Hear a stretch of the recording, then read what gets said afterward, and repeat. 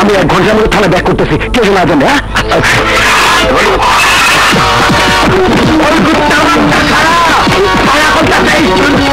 আমি করতেছি খারাপ,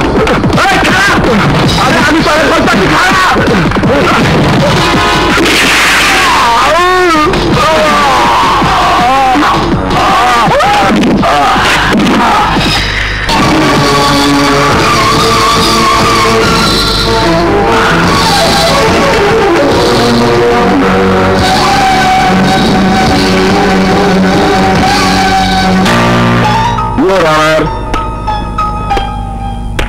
আসামি সুজা 16 এপ্রিল প্রকাশ্য দিবালোকে বৃদ্ধা সুফিয়া বেগমকে রাজপথের উপর শিরচ্ছেদ করে হত্যা করেছে।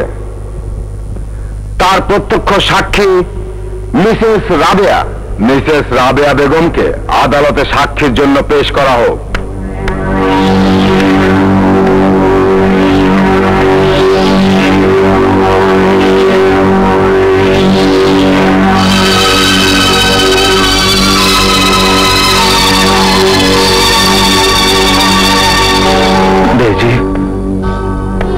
মায়ের চোখে পানি কেন দিয়েছি? মায়ের কি হয়েছে? অস্থির হও না শুভ, শান্ত হও। আপনার সাক্ষ্য অনুযায়ী আপনি কি কি দেখেছেন আদালতকে বলুন। ঘটনার দিন 16 তারিখ মঙ্গলবার আমি স্কুল থেকে ফেরার পথে রাস্তার সামনে একজন বয়স্কা মহিলাকে চিৎকার করতে দেখি। সুজা তাকে তরবারির এক আঘাতে মাথাটা কেটে শরীর থেকে আলাদা করে ফেলে।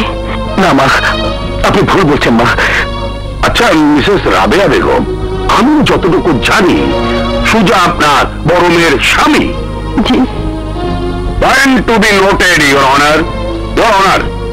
আসামির সাথে সাক্ষীর আগে থেকে নিজের মেয়েকে কেন্দ্র করে সংঘর্ষ ছিল, যার ফলশ্রুতিতে সাক্ষী মিথ্যা কথা বলছে। না, আমি মিথ্যা বলছি না। মিথ্যা কথা কখনো আমি বলি না।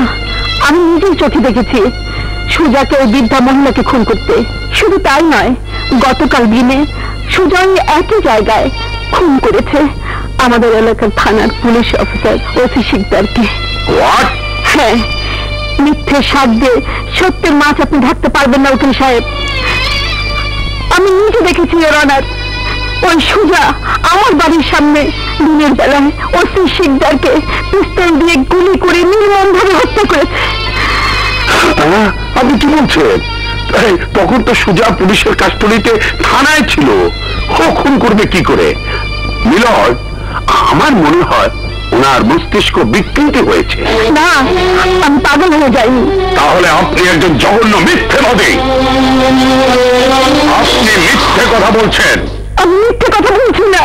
ইওর অনার, আসলে মিসেস রাবেয়া সম্পূর্ণ রূপে মিথ্যে কথা বলছেন। এখন আমি এমন প্রমাণ দেব যা দেখে উনি আদালতের উপস্থিত সবাই চমকে যাবে, এমনকি আপনিও চমকে যাবেন।